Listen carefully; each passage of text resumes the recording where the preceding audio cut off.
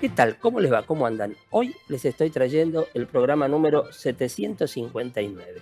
La primera nota que voy a compartir con ustedes es una información que nos la da el presidente del IPCBA, el ingeniero agrónomo Juan Grijera Nahón, y habla sobre el convenio que firmó el IPCBA, el INTA y el INTI para promocionar la carne argentina. Escuchémoslo. ¿Cómo nació la idea de hacer este acuerdo con el INTE y con el INTI? Bueno, nació cuando el instituto encaró, junto a la Red de Seguridad Alimentaria, un estudio sobre la sustentabilidad de la producción de carne en la Argentina.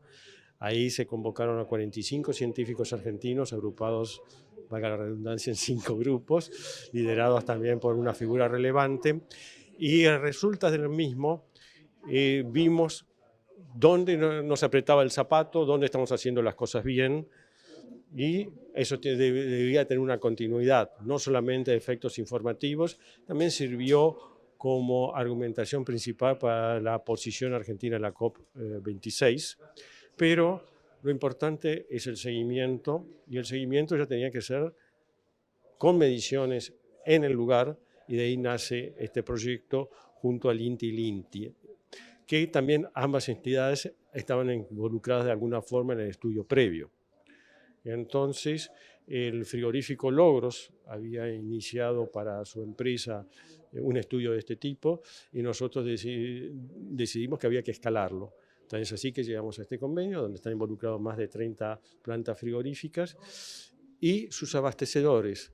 Pensando en 5 o 6 productores modales por cada frigorífico, 5 por 30 son 150, 180 sistemas de producción. Entonces estamos valorando toda la cadena, desde el nacimiento del ternero hasta el corte de carne envasado al vacío, entregado en algún mercado externo como en el mercado interno. Y ahí nos va a dar una idea de impacto sobre gases de efecto invernadero, agua, etc. Esa información, ¿cómo juega, digamos, a la hora de insertar la carne argentina en cualquier otro mercado? Bueno, es una información sumamente potente. Para ser empleada para informar a la opinión pública nacional, como a la opinión pública internacional, y defender la posición de la producción de carne argentina, donde se la ataca en los distintos foros internacionales, donde se juegan muchos partidos. ¿Hay antecedentes de este tipo de estudios en otros países que sean como competidores de Argentina? No tenemos la certeza de un estudio tan completo como este. Y lo que quiero destacar es que se utiliza metodología aprobada internacionalmente, es decir, que podemos ser comparables con cualquier país. Bueno, cambiando un poquito de tema, ya estamos casi por iniciar la CIAL América que se hace por primera vez en Estados Unidos. Cuéntanos un poquito cuál va a ser la participación del IPCBA y cuáles son las expectativas. Bueno, la participación es con un stand considerable en su superficie, que vamos a albergar 16 empresas frigoríficas. Como vos bien decís, es la primera CIAL que se realiza en Estados Unidos, y las expectativas son muy grandes, porque creemos que es un mercado que se está transitando de pasar de un mercado de productos de menor calidad, como son los streamings, a cortes. Entonces, así que si vamos a ver estas estadísticas, el año pasado el tonelaje aumentó en un 5%, pero la facturación aumentó en un 23%, lo que implica que estamos mandando productos de mayor calidad, y eso también nos trae más exigencias en cuanto a la promoción, porque es muy distinto promover un producto para nichos de ABC1 que carne picada. El hecho de estar en Las Vegas y en Estados Unidos, estratégicamente, ¿qué significa? Estratégicamente es que estamos en el interior de Estados Unidos y entendemos que ahí va a haber una mayor influencia de compradores, es decir, de gente involucrada en el mercado, cosa que también lo completaremos con otras acciones en Estados Unidos, porque hemos montado una campaña bastante importante entre los Estados Unidos. Cerámica Ruta 16 SRL, construyendo sueños. Planta industrial de altísima eficiencia que produce ladrillos cerámicos de máxima calidad, gran variedad de diseños y medidas para todo tipo de obra. Única fábrica que trabaja con hornos a gas natural, logrando una cocción muy pareja, añadiéndole mayor calidad al ladrillo. Desde el Parque Industrial de Puerto Tirol distribuye a toda la región del NEA. dirección Ruta 16, kilómetro 24,5, dentro del Parque Industrial de Puerto Tirol, sucursal Fontana, Avenida 25 de Mayo 4552. Rodeo Vet, brindamos soluciones al productor ganadero con un servicio veterinario confiable. Aceptamos Mercado Pago y tarjeta tuya Pyme Rural. Haz tu pedido por WhatsApp 3624 61 23 71. Vamos a ver una nota sobre lo que es producción de forraje y específicamente sobre la producción de los hilos. El técnico Jonathan Camarasa, él es especialista del INTA, nos va a comentar sobre los parámetros de la calidad fermentativa del silo para saber si ese forraje sufrió un buen proceso fermentativo y cuáles son los valores ideales y cómo mejorar el pH. Escuchémoslo. Otra forma de analizar la calidad del silaje es la calidad fermentativa. ¿Para qué me sirve analizar la calidad fermentativa? Para poder caracterizar cómo fue el proceso fermentativo, si se logró una buena fermentación, se logró una buena estabilidad y si ese alimento puede permanecer, si no ingresa oxígeno, con buena calidad durante un largo tiempo. El principal parámetro es el pH.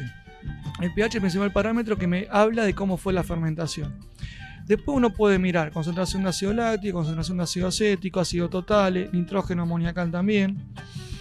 Pero el pH debería estar en un rango de 3,8 a 4,2 y eso me está indicando que ese forraje o ese silaje sufrió un buen proceso fermentativo. Eso se logra con maíz y sorgo, no es difícil de alcanzar. Ahora, cultivo de invierno, alfalfa, pastura, es difícil de alcanzar valores de 4,2 que sería el límite superior. Generalmente se estabilizan 4,8, 5. ¿Cómo podemos ayudarlo para bajar el pH y lograr un buen proceso fermentativo? Bueno, con el uso de inoculante, con la adición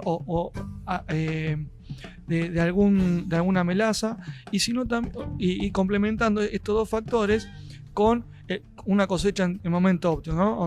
donde tenemos alta cantidad de carbohidratos solubles y complementándolo con un inoculante, entonces las bacterias que están contenidas en el inoculante tienen buena cantidad de alimento para producir suficiente cantidad de ácido láctico y disminuir el pH aunque sea lo más cercano a 4,2. El resto de los parámetros ácido láctico, ácido acético son importantes de analizar porque también me pueden ayudar a ver qué va a pasar con ese silo una vez abierto. El ácido láctico se correlaciona o es un ácido que me ayuda a lograr una mayor estabilidad aeróbica. Tampoco hay que tener mucho ácido acético porque eso significa que hubo una fermentación excesiva con una fermentación acética que tampoco es deseable. Tiene que tener valor alrededor de entre 2 y 3% base de materia seca. Eso es un valor adecuado para lograr después una buena estabilidad aeróbica. Y si uno suma ácido láctico, ácido acético, más propiónico, butírico, o sea, todos los ácidos y llegamos al número total de ácidos totales, uno debería ver en la base de ensilada para lograr una buena conservación alrededor de 8 o 9% base de materia seca del total de los ácidos. La base de ensilada al cabo de 21 días logra la estabilidad, lo que se denomina estabilidad, y a partir de ahí nosotros podemos utilizarlo. Si nosotros no lo utilizamos y permanece esa base ensilada sin el ingreso de oxígeno, puede permanecer durante muchísimo tiempo. El problema es que yo no tengo el dato, pero la bolsa, con el pasar de los años, el frío, el sol, la lluvia, van erosionando y los poros, como toda bolsa, son muy chiquitas, tienen algo de poros, cada vez se van haciendo más grandes y va permitiendo cierta permeabilidad de esa bolsa al ingreso de oxígeno. Por lo tanto, yo tengo casos de silos de 2 años con una muy buena compactación de excelente calidad que han mantenido la calidad, y silos de 2 años, de 1 año y medio o de 1 año y 8 o 9 meses que han perdido la calidad. Entonces, lo ideal es que se consuman dentro del año o antes del año y medio haber consumido el silo y no tener el silo cerrado, porque la bolsa, como te decía anteriormente, sufre cierto deterioro. No sé si hay diferentes calidades o no, pero por experiencia propia, por menos de 1 año y medio o más de 1 año y medio, nosotros hemos comprobado que el silo pierde calidad, y en otros casos una cuestión que estaba muy bien compactado, o también que la bolsa acompañó esa buena compactación, se lograron o se pudo recuperar silo de muy buena calidad.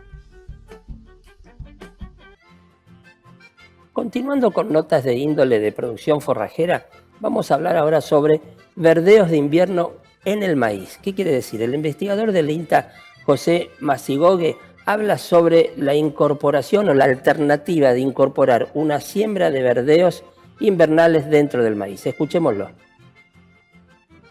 La práctica de la siembra de verdeos de invierno y cultivos de servicio dentro del maíz de cosecha es una alternativa que viene creciendo año tras año, especialmente en aquellos planteos mixtos y sobre todo en los cultivos de maíz sembrados a baja densidad. Estamos hablando de planteos de alrededor de 30 a 35 mil plantas o menos.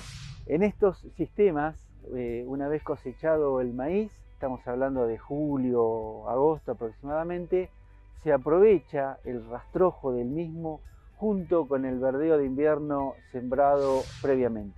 La siembra se realiza segunda quincena de febrero o primeros días de marzo, la fecha tradicional de siembra de los verdeos de invierno. Las siembras se hacen con máquinas fertilizadoras, digamos, que tienen un gran despeje, por lo cual pueden meterse dentro de estos maíces de casi 2 metros de altura.